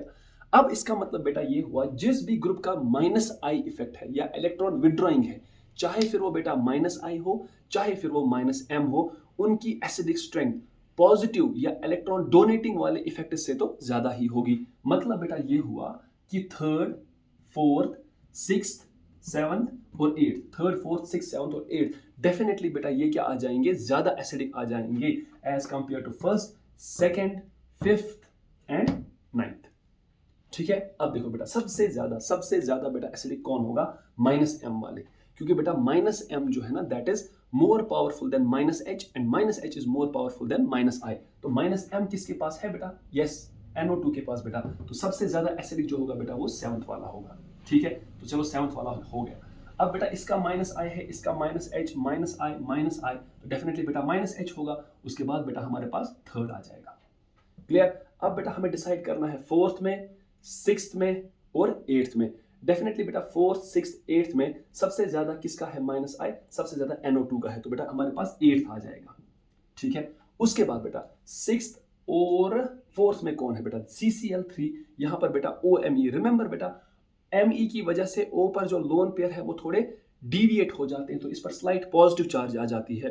तो अगर इस पर पॉजिटिव चार्ज आ गई तो इसका माइनस आई थोड़ा ज़्यादा हो जाएगा। 8 के बाद बेटा 6 के बाद बेटा आ जाएगा 4। ठीक है बेटा, हो गए सारे ही गायब। ठीक, 6 बेटा, 6 के बाद 4। अब बेटा हमारे पास कौन कौन खत्म हो गया? 4th, 6 खत्म हो गया बेटा, 8 खत्म हो गया। अब हमारे पास 3rd भी खत्म हो गया है। अब हमारे पास 1st, 2nd, 5th और 9th है। 1st, 2nd, 5th और 9th है। अब देखो बेटा, जिसका इलेक्ट्रॉन डोनेटिंग टेंडेंसी बहुत ज्यादा होगा वो तो बहुत कम एसिडिक होगा। देखो बेटा, किसी का प्लस एम तो नहीं है, प्लस एम है बेटा इसका 5th वाले का, और प्लस एम है इसका।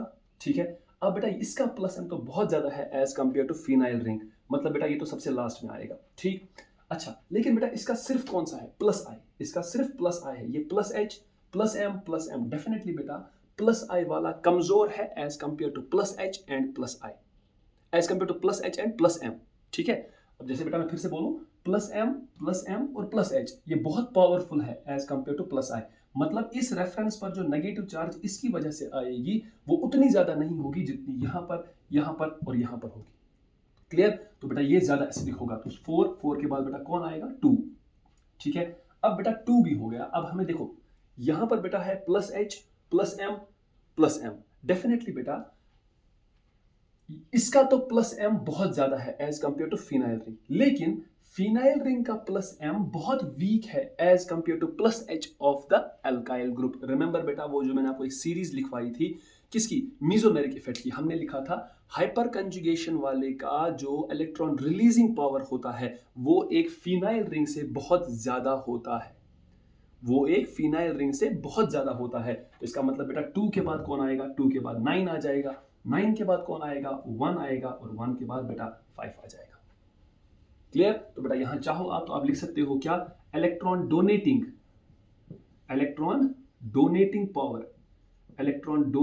Power of any alkyl group is greater than that of phenyl group, है कि नहीं? is greater than that of phenyl group। तो बेटा यही रीजन है जो मैंने आपसे कहा था कि 1 और 9 में जब मैंने कंपैरिजन लगाया, आप बोल सकते हो सर 9th में तो प्लस एम है, लेकिन बेटा फिनाइल रिंग का plus M alkyl group CH3 के प्लस एच से कम होता है, इसीलिए 9th वाला फर्स्ट वाले के मुकाबले में ज्यादा एसिडिक है। So this is the correct order 738642915। ठीक है, अब चलिए बेटा आगे बढ़ते हैं।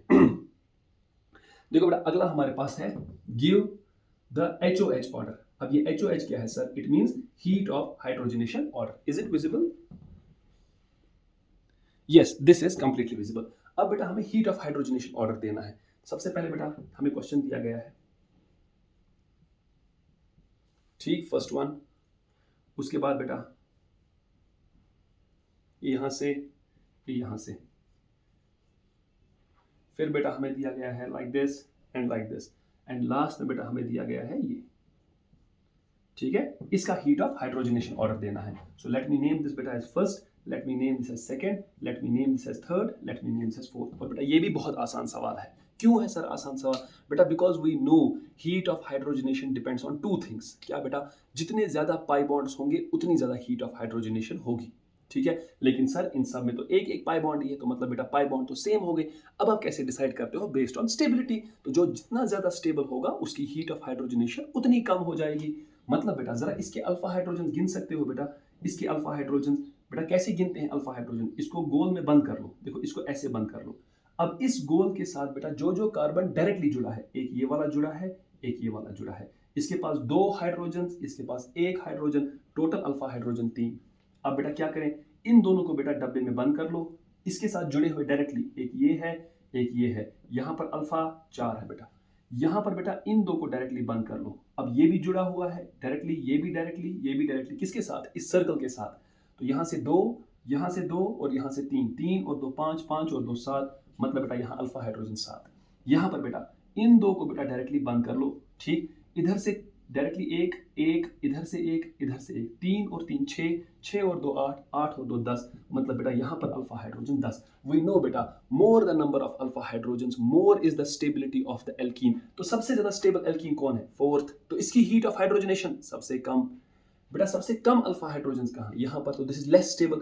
अगर ये लेस स्टेबल है बेटा, मोर हीट ऑफ हाइड्रोजनेशन, तो बेटा ऑर्डर बन जाएगा 1, 1 के बाद बेटा बन जाएगा 2, 2 के बाद बन जाएगा 3, 3 के बाद बन जाएगा 4। This is the heat of hydrogenation order. Clear? ठीक है, चलिए बेटा आगे बढ़ते हैं। अब हमारे पास बेटा नेक्स्ट क्वेश्चन है, नेक्स्ट टॉपिक है, टॉपिक नहीं बेटा क्वेश्चन, क्योंकि अब हमें सिर्फ क्वेश्चन ही करने, टॉपिक्स तो बेटा आज के हमने डिस्कस कर लिए। और इसमें बेटा बहुत इंपॉर्टेंट क्वेश्चंस आ जाएंगे जो आपको ध्यान में रखने होंगे। ठीक है, चलिए बेटा नेक्स्ट वन हमारे पास क्या है, दूसरा यही है, हीट ऑफ हाइड्रोजनेशन का ही सवाल है बेटा। That is like this and like this. यहां से बेटा एक ऐसे, फिर बेटा एक कॉन्जुगेटेड दिया गया है ऐसे, फिर बेटा एक और आइसोलेटेड दिया गया है एल्कीन, फिर बेटा एक और दिया गया है। ठीक है, अब बेटा ये हो गया दूसरा हमारे पास क्वेश्चन।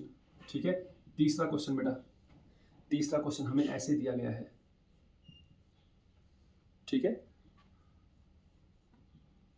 ठीक, चौथा क्वेश्चन बेटा हमें ऐसे दिया गया है। ये बहुत इंपॉर्टेंट क्वेश्चन है बेटा, ये वाला जो क्वेश्चन है ना, this is again a very very very important question. ठीक है, और बेटा फिर कुछ ऐसे दिया गया है, और लास्ट में बेटा कुछ ऐसे दिया गया है। ठीक है, फिफ्थ वन बेटा आपको दिया गया है ये वाला, जो हम पहले भी कर चुके हैं, लेकिन चलो फिर से कर लेते हैं।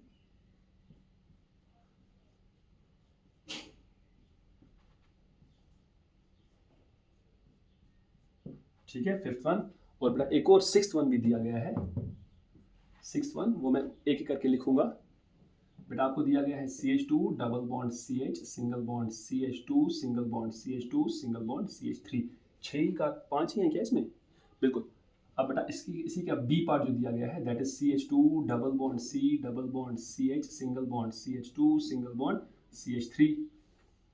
ठीक है बेटा, अगला CH2 double bond CH single bond CH double bond CH single bond बेटा CH3। ठीक है, और लास्ट में दिया गया है बेटा CH2 double bond CH single bond बेटा CH2 सिंगल बॉन्ड बेटा CH डबल बॉन्ड बेटा CH2। ठीक है, ये 6 क्वेश्चन है बेटा जो हमें करने हैं। ठीक है, चलिए जरा बेटा थोड़ा इनका डिस्कस करते हैं। अगेन बेटा द सेम थिंग, क्या कि नंबर ऑफ पाई बॉन्ड्स तो सेम है। अगर number of pi bond same, stability check करो बेटा। तो इसमें अगर बेटा आप अल्फा गिनने बैठोगे तो बेटा यहाँ से कौन है अल्फा कार्बन, ये वाला और ये वाला और बेटा ये वाला। तो इसमें अल्फा कितने हैं बेटा, यहाँ से 3, यहाँ से 2, यहाँ से 2, तो बेटा ये 7 आ जाएंगे। इसमें बेटा अल्फा गिन लो, यहाँ से बेटा 1 आएगा, हो गए 3, और बेटा यहाँ से 2 आएंगे 5, और बेटा यहाँ से 2 आएंगे, डेफिनेटली बेटा यहाँ पर 7। ठीक है, इसमें गिन लो बेटा अल्फा कितने हैं, यहाँ से बेटा 2, यहाँ से सिर्फ 1, तो 3 ही है, यहाँ से 2 और यहाँ से 1, इसको नहीं कंसिडर करना बेटा। और यहाँ से बेटा अगर आप अल्फा गिनोगे तो यहाँ से बेटा 1, ठीक है, यहाँ से बेटा 2 आ जाएंगे, तो ये हमारे पास बन जाएंगे 3, ये हमारे पास बन जाएंगे 3।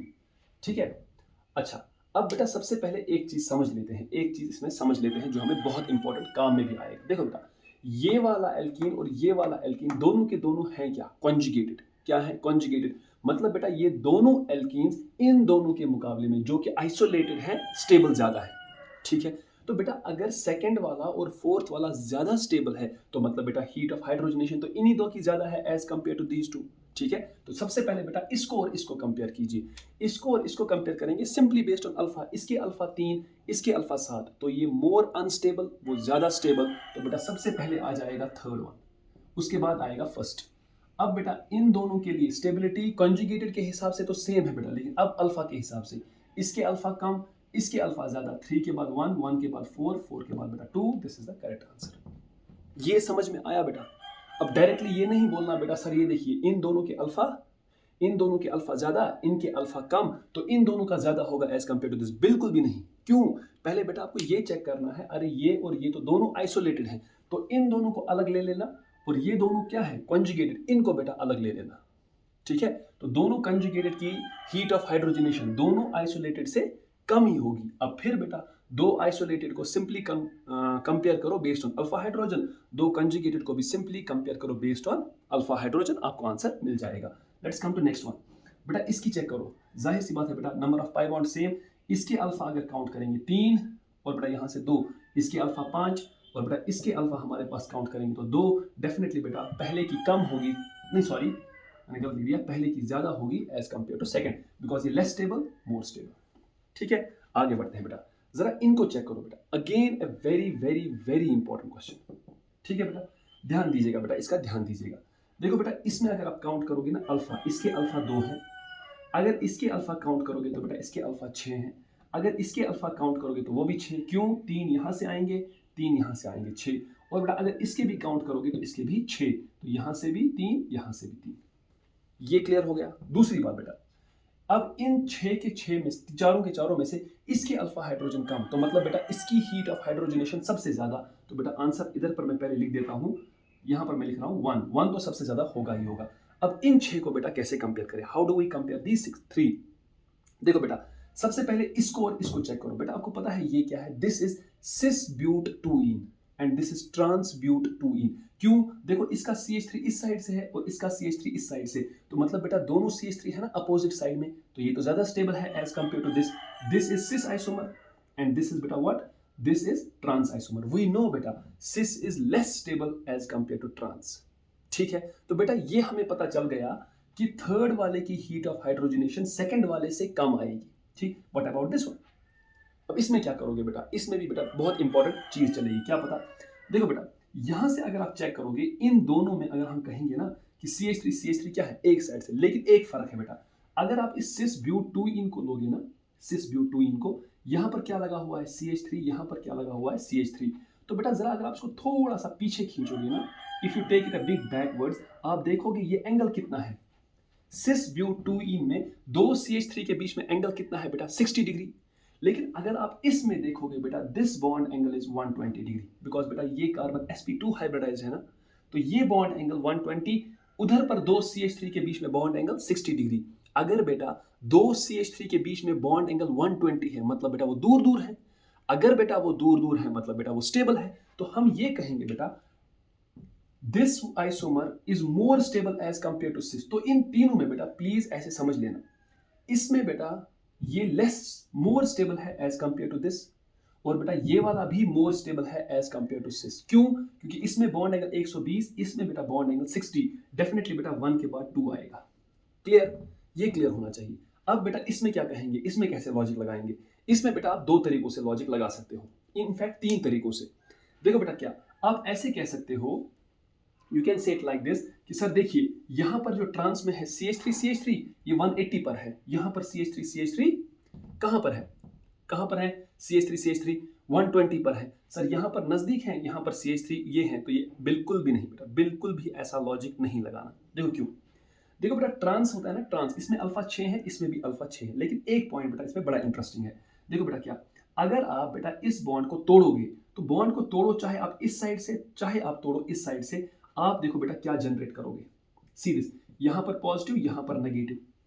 और बेटा अगर इस बॉन्ड को तोड़ोगे तो देखो बेटा इस बॉन्ड को इधर से अगर तोड़ दिया ना, तो देखो बेटा क्या होगा, इस कार्बन पर आएगी नेगेटिव, इस कार्बन पर आएगी पॉजिटिव। क्लियर, लेकिन ये कौन सा कार्बेनाइन है बेटा, ये कार्बेनाइन है 2 डिग्री, और ये कौन सा कार्बेनाइन है 1 डिग्री। बेटा we know 2 degree is more unstable as compare to 1 degree carbanion. Clear, इसका मतलब बेटा इसमें जो कार्बेनाइन बनेगा वो स्टेबल बनेगा, और इसमें जो कार्बेनाइन है वो थोड़ा कम स्टेबल बनेगा। ठीक है, अगर इसमें कार्बेनाइन कम स्टेबल बनेगा तो मतलब बेटा ये तो अनस्टेबल है, अनस्टेबल है बेटा, तो इसकी हीट ऑफ हाइड्रोजनेशन ज्यादा as compare to fourth one. नहीं सर हमें ये समझ में नहीं आया। ठीक है बेटा, आपको ये समझ में नहीं आया, चेक करो बेटा, इसमें एक और कॉन्सेप्ट हम एक और लॉजिक लगा सकते हैं कि यहाँ पर जो हाइपर कंजुगेशन है, जो प्लस H इफेक्ट है 6 अल्फा हाइड्रोजन से, वो क्रॉस है, मतलब बेटा ये भी यहाँ आना चाहता है, ये भी यहाँ आना चाहता है, लेकिन बेटा सोचो यहाँ पर हाइपर कंजुगेशन का इफेक्ट क्या है, ज्यादा, क्योंकि बेटा ये हाइपर कंजुगेशन भी इधर जाना चाहता है और ये हाइपर कंजुगेशन भी इधर जाना चाहता है, मतलब धक्का एक लग रहा है। इस केस में बेटा एक हाइपर कंजुगेशन यहाँ से, एक यहाँ से हाइपर कंजुगेशन, मतलब बेटा यहाँ पर हाइपर कंजुगेशन का इफेक्ट थोड़ा कम, यहाँ पर हाइपर कंजुगेशन का इफेक्ट बहुत ज्यादा। More the hyperconjugation more is the stability, तो बेटा ये वाला more stable as compare to this, तो देयरफॉर बेटा 1:2 greater than 2, 2 is greater than 3, 3 is greater than 4। I hope ये आपको समझ में आया होगा। दोनों लॉजिक समझ लेना बेटा, और फिर आप मुझे बता सकते हो कि क्या आपको वाकई में ही ये समझ में आया या नहीं। क्लियर? अब बेटा जरा हम अगला वाला कर लेते हैं। चलिए बेटा अगला वाला यहां से चेक की, अरे तो 6th है, चलो 5th करना बेटा पहले। चलो ये कर लेते हैं पहले, उसके बाद हम यहां पर आएंगे। डेफिनेटली बेटा देखो, यहां पर सबसे पहले इसमें इसमें और इसमें क्या है बेटा, इन तीनों में बेटा दो दो डबल बॉन्ड्स हैं और इसमें सिर्फ एक ही है। डेफिनेटली बेटा 1 वाले की हीट ऑफ हाइड्रोजनेशन सबसे कम आएगी। अब बेटा इनमें कैसे चेक करें, ये भी बिल्कुल सिंपल है बेटा। ये कौन सा है, क्यूमुलेटेड, ये कौन सा है, कॉन्जुगेटेड, ये कौन सा है, आइसोलेटेड। सबसे ज्यादा बेटा किस में आएगी हीट ऑफ हाइड्रोजनेशन, ऑब्वियस सी बात है बेटा इसमें। थोड़ी कम किस में हो जाएगी, इसमें, और इसमें तो बेटा सबसे ज्यादा आ जाएगी, बिकॉज ये हाईली अनस्टेबल। 1 के बाद बेटा कौन आएगा, 1 के बाद बेटा 3 आएगा, 3 के बाद बेटा कौन आएगा, 4 आएगा, और 4 के बाद बेटा कौन आएगा, 2। ठीक है, ठीक है, तो बेटा ये चेक कर लेना। इसमें एक ही पाई बॉन्ड है तो डेफिनेटली कम आ जाएगी फर्स्ट। इसमें बेटा हाईली अनस्टेबल, क्योंकि ये दो डबल बॉन्ड्स एक साथ बैठे हुए हैं, हाईली अनस्टेबल, तो डेफिनेटली बेटा उसके बाद कौन आएगा, 2 सबसे ज्यादा होगा। इन दोनों में ये कंजुगेटेड है, ये आइसोलेटेड है, इसमें थोड़ा ज्यादा, इसमें थोड़ा कम। सर इसमें क्यों कम होगा, बिकॉज बेटा रेजोनेंस एनर्जी। ठीक है, चलिए बेटा आप इसमें आइए। ये भी बहुत इंपॉर्टेंट सवाल बेटा, याद करो बेटा, ये तो आपको खुद ही पता होना चाहिए कि सबसे पहले बेटा मैं अगर आपसे पूछूंगा कि एक्सपेक्टेड ऑर्डर क्या है, आप इस क्वेश्चन के लिए जरा मुझे बताओ what is the expected order. ठीक है, लेट मी फर्स्ट चेक। हाँ, what is the expected order, बेटा आप कहोगे more the number of double bonds, तो बेटा आप बोलोगे सबसे पहले 4, 4 के बाद बेटा आप बोलोगे ये कॉन्जुगेटेड है, ये आइसोलेटेड है, 4 के बाद 2, 2 के बाद आप बोलोगे 3, 3 के बाद आप बोलोगे 1, लेकिन बेटा ये गलत हो जाएगा। ठीक है, आंसर बेटा बिल्कुल सिंपल है। इसमें क्या आ जाती है, एरोमेटिसिटी। इसमें भी क्या आ जाती है, रेजोनेंस, सिर्फ रेजोनेंस, कंजुगेशन, इसमें एरोमेटिसिटी आ रही है। फिर ये और बेटा फिर ये। अब कैसे याद करो बेटा, इसका कितना आया था, डू यू रिमेंबर बेटा, इसका हमारे पास आया था करीबन करीबन 51 के आसपास। कितना, 51। इसकी हीट ऑफ हाइड्रोजनेशन कितनी थी बेटा, 51। इसकी हीट ऑफ हाइड्रोजनेशन बेटा 55.6, अगर आपको याद हो बेटा। इसकी हाइपर कंजुगेशन वो तो आई थी बेटा हमारे पास 58, और बेटा इसकी कितनी थी 29। तो बेटा ऑर्डर आपके पास खुद आ जाएगा। सबसे ज्यादा बेटा एक्चुअल ऑर्डर जो होगा, जो एक्चुअल ऑर्डर होगा बेटा, एक्चुअल ऑर्डर क्या है बेटा, एक्चुअल ऑर्डर इज सेकंड। ठीक है, सेकंड के बाद कौन बेटा, थर्ड, थर्ड के बाद कौन बेटा, फोर्थ, और फोर्थ के बाद बेटा कौन आ जाएगा, 1। So this will be 2, 3, 4, 1। ठीक है, तो मैंने आपसे वही कहा था कि this rule is not valid for benzene and it's derivatives. Again a very very important question. ठीक है, ये हम बहुत बात कर चुके हैं, तो आई होप अब आपको समझ में आया होगा।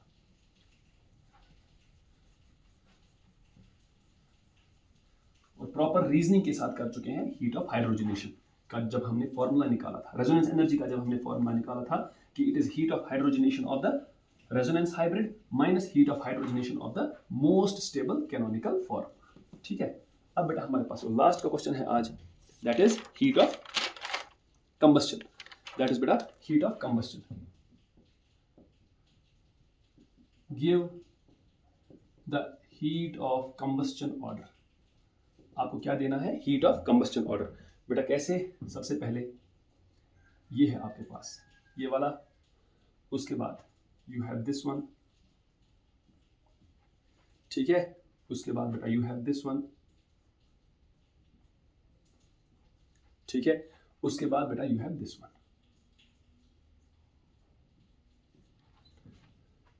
नहीं सॉरी, लाइक दिस। ठीक है, ये हो गया फर्स्ट बेटा। उसके बाद जो दूसरा क्वेश्चन दिया गया है वो कुछ ऐसा दिया गया है।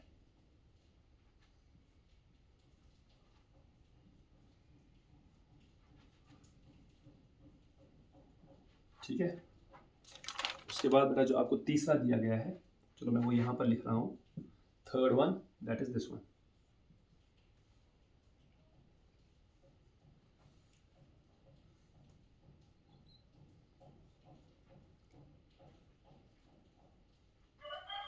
ठीक है, क्लियर। फिर फोर्थ वन बेटा जो आपको दिया गया है, that is this one.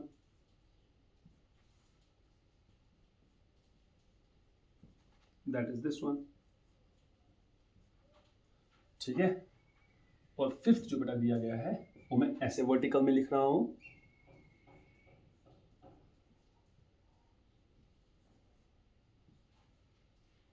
Sorry यहाँ पर नहीं है, ये यहाँ पर है, ठीक है, और ये यहाँ पर है, ठीक है, बिल्कुल बेटा, ये आपको दिया गया है, ये आपके पास 5 क्वेश्चन है हीट ऑफ कंबस्टन पर। तो सबसे पहले बेटा आपको ये पता होना चाहिए कि हीट ऑफ कंबस्टन के लिए हमने रूल क्या लिखा।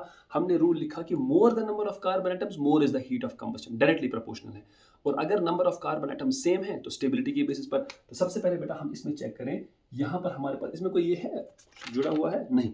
सबसे पहले बेटा आप इसमें चेक करो, यहाँ पर नंबर ऑफ कार्बन एटम्स कौन कौन है बेटा, यहाँ पर यहाँ पर यहाँ पर ज्यादा है एज कंपेयर टू दिस। तो ये तो कंफर्म है बेटा कि इन तीनों का हीट ऑफ कंबस्टन इससे ज्यादा आ जाएगा, ठीक है, इन तीनों का हीट ऑफ कंबस्टन इससे ज्यादा आ जाएगा। अब सबसे पहले बेटा तो हम लिखेंगे पहले 1 इज लेस, क्योंकि इसके नंबर ऑफ कार्बन एटम सिर्फ 6 हैं, इसमें कितने हैं 7 हैं। तो बेटा अगर इसमें 7 हैं, इन दोनों में कितने हैं 8 हैं, तो बेटा उसके बाद 2 आ जाएगा, 1 के बाद कौन आएगा 2 आ जाएगा। अब बेटा 4 और 3 और 4 में number of carbon atoms is same, check the बेटा अल्फा हाइड्रोजन। अगर इसके अल्फा काउंट करोगे बेटा, यहाँ से इसको गोल बनाओ, इधर से 3 3 6 2 8 2 10, तो बेटा इसके अल्फा हाइड्रोजन 10 है। बेटा यहाँ से काउंट करोगे तो इसके अल्फा हाइड्रोजन कितने हैं, यहाँ से 2 यहाँ से 2, तो बेटा ये 4। तो मोर स्टेबल लेस स्टेबल, 1 के बाद 2 2 के बाद 3 3 के बाद बेटा ऐसे 4 आ जाएगा, ठीक है। तो दिस इज योर आंसर, ठीक। मोर स्टेबल जो होगा बेटा जाहिर सी बात है वो क्या करेगा, वो तो थोड़ा कम एनर्जी देगा आपको। तो this is more stable as compare to this one, definitely बेटा यहाँ पर आपको 1 के बाद 2 2 के बाद 3 3 के बाद 4 मिल जाएगा, करेक्ट। अब बेटा अगले वाले में चेक करो, यहाँ पर तो सिंपल है बेटा, कोई नहीं, इसमें 3 इसमें 4 इसमें 5 इसमें 6, देयरफॉर बेटा 1 is less as compare to 2 is less as compare to 3, that is less than 4। But this is important question. क्यों सर इंपॉर्टेंट है? देखो बेटा आपने ये तो बोल दिया ना कि नंबर ऑफ कार्बन एटम्स जो है, नंबर ऑफ कार्बन एटम्स जो है वो कम है इसमें, तो इसकी हीट ऑफ कंबस्टन कम, no problem, no doubt in that. But बेटा अगर कहीं उसने आपसे ऐसे पूछ लिया, देखो कैसे, heat of combustion, heat of combustion पर CH2 इज, मतलब बेटा जरा बेटा इसमें कितने CH2 ग्रुप्स हैं, 3, इसमें कितने हैं 4, इसमें कितने 5, इसमें कितने 6, कौन से CH2 ग्रुप बेटा, ये है 1 CH2, 2 CH2, 3 CH2, 4 5 6। अब देखो बेटा मुझे एक चीज बताओ, इन चारों में से किसका CH2 सबसे ज्यादा अनस्टेबल है? बेटा वो थर्ड वाले का, फर्स्ट वाले का, 3 कार्बन एटम वाले का, क्योंकि बेटा यहाँ पर बॉन्ड डिविएशन बहुत ज्यादा है, तो इसका CH2 बहुत ज्यादा अनस्टेबल है। तो अगर हमसे ऐसे पूछ रहा है ना हीट ऑफ कंबस्टन पर CH2 किसका ज्यादा, तो बेटा वो 1 का ज्यादा, followed by 2, followed by 3, followed by 4। This is very very important. Check करो बेटा इन दोनों ऑर्डर्स में, सर ये क्या लिखा बेटा, ये तो ओवरऑल लिखा, ये तो ओवरऑल लिखा। यहां पर बेटा सर ये क्या लिखा, ये पर CH2 ग्रुप के हिसाब से लिखा। तो पर CH2 मतलब उसका ज्यादा होगा जो ज्यादा अनस्टेबल होगा, तो ज्यादा अनस्टेबल तो ये वाला है, क्योंकि यहाँ पर डिविएशन बहुत ज्यादा, followed by this one and this one. Clear? अब चलिए बेटा नेक्स्ट वन, अभी हमने बेटा इसी का देख लिया था। अगर आप चेक करोगे बेटा what is this, this is सिस, इसमें अल्फा 6 है बेटा, इसमें भी अल्फा 6 है, इसमें भी बेटा अल्फा 6 है बेटा, इसमें अल्फा 2 है। तो सबसे अनस्टेबल कौन बेटा, अनस्टेबल तो ये, इसकी हीट ऑफ कंबस्टन सबसे ज्यादा, इसकी हीट ऑफ कंबस्टन क्या आएगी, इसकी हीट ऑफ कंबस्टन सबसे ज्यादा आ जाएगी, ठीक। अच्छा मैं क्या लिख रहा हूं, 2 कहां लिखा बेटा मैंने, मुझे तो लिखना चाहिए था 4, ये तो 4th वाला है, ठीक। अब बेटा इनमें कौन मोर स्टेबल था, ये वाला और ये वाला, इसके मुकाबले में ज्यादा स्टेबल, तो बेटा जाहिर सी बात है 4 के बाद 2 आ जाएगा, ठीक है। अब इन दोनों में कौन मोर स्टेबल बेटा, इस पर क्रॉस हाइपर कंजुगेशन, बेटा यहां पर एक ही डायरेक्शन में, तो यहाँ हाइपर कंजुगेशन ज्यादा तो मोर स्टेबल, यहाँ पर कम, तो डेफिनेटली बेटा 4 के बाद 2, 2 के बाद 1, 1 के बाद 3। क्लियर? अब बेटा इसमें डिसाइड कर लीजिए, इसमें डिसाइड करो बेटा, number of carbon atom simple है बेटा, आपको 3 ग्रेटर देन 2 ग्रेटर देन 1, तो इसमें भी कुछ सोचना नहीं है। अब इसमें बेटा this is very very very important, ठीक है। साइक्लोप्रोपीन का जहां केस आए ना बेटा, वहां पर नम स्टेबिलिटी के बेसिस पर पहले डिसाइड नहीं करते हैं, ठीक है। मैं आपके लिए इस पार्ट को थोड़ा सा इलैबोरेट करूंगा, this is again very very important, ठीक है। साइक्लोप्रोपीन के केस को बेटा ध्यान से देखिएगा, क्योंकि वरना ये गड़बड़ हो जाता है, ठीक है, ठीक है। साइक्लोप्रोपीन के केस को बेटा थोड़ा सा ध्यान से, इन केस ऑफ साइक्लोप्रोपीन, मैं इसको पूरा लिखूंगा बेटा आपके लिए ताकि आपको ये याद रहे। इन केस ऑफ सिर्फ साइक्लोप्रोपीन सिस्टम, ठीक है, in case of cyclopropene system, heat of combustion is first decided is first decided based on angle strain. Based on angle strain. ठीक है, it is first decided based on angle strain. बेटा पहले आपको check करना होता है angle strain कितना है। देखो बेटा यहां पर अगर आप चेक करोगे ना, ये कार्बन sp3 हाइब्रिडाइज्ड है, कितना बॉन्ड एंगल होना चाहिए था आइडियली 109 डिग्री 28 मिनट्स, लेकिन यहां कितना बॉन्ड एंगल है बेटा 60, तो डिविएशन कितने का 49 का, प्लस यहां कितना है 60, होना कितना चाहिए था 120, तो बेटा मतलब 60 का डिविएशन, यहां पर होना चाहिए था 120 है 60, मतलब बेटा टोटल डिविएशन जो है दैट इज 169 डिग्रीज। कितनी है 169 डिग्रीज। अब बेटा यहां पर चेक करोगे तो यहां पर होना चाहिए था 109, तो यहां से भी बेटा 49, यहां से भी बेटा 60, यहां से भी 60, 49 प्लस 60 प्लस 60, मतलब बेटा यहां पर भी टोटल डिविएशन 169 डिग्री की है। और बेटा अगर आप यहां पर चेक करोगे, यहां पर बेटा 49 का डिविएशन, यहां पर भी 49, लेकिन यहां पर 60, सो बेटा this will be 49 plus 60, 49 plus 49 that is 98, 98 plus 60 बेटा दैट इज 158 डिग्री। तो टोटल डिविएशन सबसे ज्यादा कहां है, सबसे ज्यादा इन दोनों में है, इसमें सबसे कम है। अगर बेटा इसमें सबसे कम टोटल डिविएशन है मतलब बेटा ये ज्यादा स्टेबल है, अगर ये सबसे ज्यादा स्टेबल है तो इसकी हीट ऑफ कंबस्टन सबसे कम आएगी बेटा, इसीलिए सबसे पहले जो आएगा वो आएगा थर्ड इज लेस। ठीक है, थर्ड इज लेस, सबसे कम तो बेटा इसमें आएगी। अब चूंकि इन दोनों की डिविएशन क्या है बेटा same, number of alpha hydrogen पर डिसाइड करो जरा बेटा, इसका नंबर ऑफ अल्फा हाइड्रोजन कितना है, यहां से बेटा अगर चेक करोगे तो 1, और बेटा यहां से अल्फा अगर चेक करोगे तो इसके अल्फा हाइड्रोजन बेटा 2 है, नहीं सॉरी नॉट 2 नहीं है बेटा, इसके अल्फा हाइड्रोजन बेटा यहां से 2 और यहां से 3, इसके 5 है बेटा, कितने हैं 5, तो डेफिनेटली बेटा 5 वाला more stable as compare to first one. तो थर्ड के बाद बेटा कौन आएगा, थर्ड के बाद बेटा फर्स्ट आएगा, और फर्स्ट के बाद बेटा सेकंड आ जाएगा। 1 इज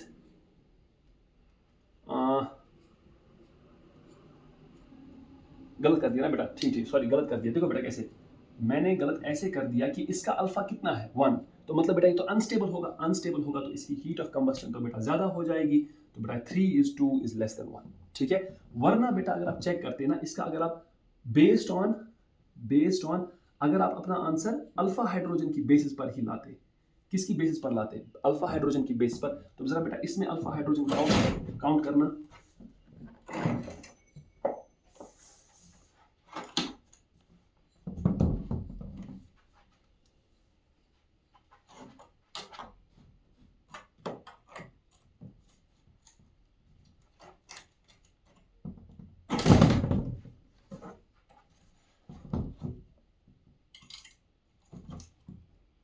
ठीक है, चलिए ये थोड़ा सा हो जाता है। चलिए बेटा अब यहां से बेटा अगर हम अल्फा हाइड्रोजन की बेसिस पर काउंट करते हैं बेटा, तो यहां पर अल्फा हाइड्रोजन कितने थे, यहां पर बेटा 2, यहां पर बेटा कितने थे 2, यहां पर 2, यहां पर, तो बेटा यहां पर अल्फा हाइड्रोजन 4 थे। तो बेस्ड ऑन अगर आप अल्फा हाइड्रोजन पर बात आते, सबसे कम अल्फा हाइड्रोजन किसके पास फर्स्ट पर, तो बेटा उससे और अगर 1 के बाद बेटा आपके पास आता 3 के बाद बेटा आपके पास आ जाता 2, लेकिन बेटा ये गलत हो जाता। तो साइक्लोप्रोपीन के सिस्टम में बेटा please do consider this fact that you have to based your answer first on the basis of deviation, कि कितनी ज्यादा डिविएशन है, जिसमें जितनी ज्यादा डिविएशन होगी वो उतना ज्यादा अनस्टेबल, और जिसमें जितनी कम डिविएशन होगी तो वो उतना ज्यादा स्टेबल। और अगर कोई मॉलिक्यूल स्टेबल है बेटा तो उसकी हीट ऑफ कंबस्टन क्या आ जाएगी, उसकी हीट ऑफ कंबस्टन कम आ जाएगी।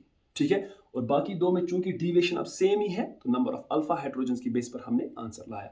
सो आई होप बेटा आज के टॉपिक में, आज के लेक्चर में आपको ये सारी चीजें अच्छे से समझ में आई होंगी and there won't be any doubt, but if still there is a chance that आपको डाउट आएगा, प्लीज डू आस्क, आप कमेंट सेक्शन में अपना क्वेश्चन पूछ सकते हैं and I will try my best to reply to you. ठीक है, तो बेटा कीप स्टडिंग हार्ड। मैं फिर से रिपीट कर रहा हूँ, ऑर्गेनिक केमिस्ट्री रिक्वायर्स प्रैक्टिस। जितने ज़्यादा आप प्रैक्टिस करोगे, हर दिन प्रैक्टिस करोगे, आप उतना ज़्यादा इसको अपने लिए स्ट्रॉन्ग बना सकते हो। ठीक है, so with these words I take your leave. अल्लाह हाफिज़।